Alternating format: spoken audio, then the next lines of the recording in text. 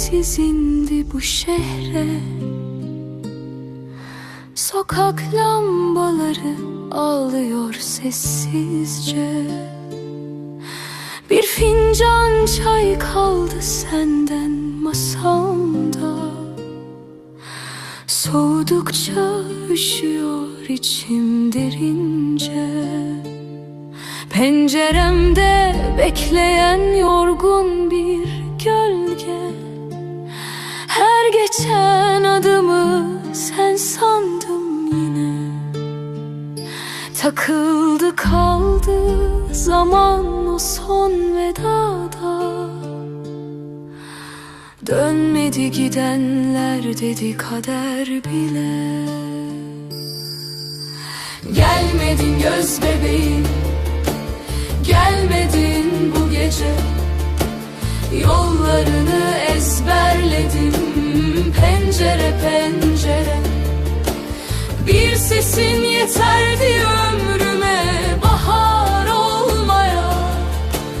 Gelmedin göz bebeğim, bıraktın kedere. Gelmedin göz bebeğim, kaldım yarım kalan. İsmini saklıyor hala duvarlarım. Bir umut büyüttüm her gün hasretle.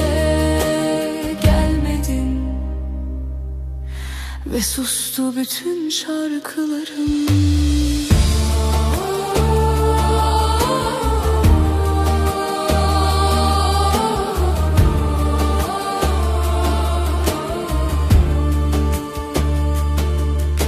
Fotoğraflar konuşur gece yarısında.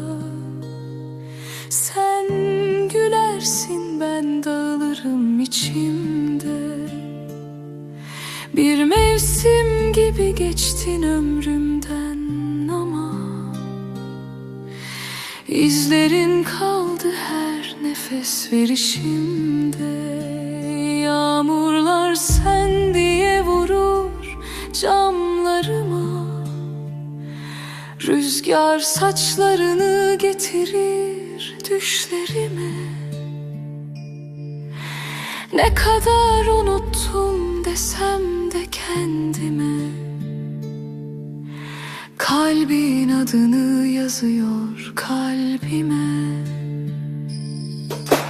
Gelmedin göz bebeğim, gelmedin bu gece. Yollarını ezberledim pencere pencere. Bir sesin yeterdi ömrüme bahar olmaya. Gelmedin göz bebeğim, bıraktın kedere. Gelmedin göz bebeğim, kaldım yarım kalan. İsmini saklıyor hala duvarlarım. Bir umut büyüttüm her gün hasretle. Gelmedin ve sustu bütün şarkılarım.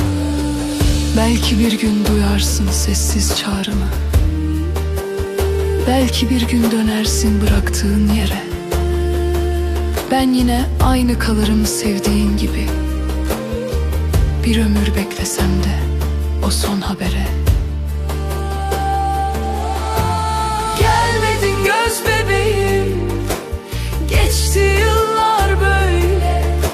Saçlarım akar düştü seni bekleye bekleye. Ama kalbimde hala ilk günkü yerindesin. Gelmedin, gelme de sevdim seni. Gelmesen bile.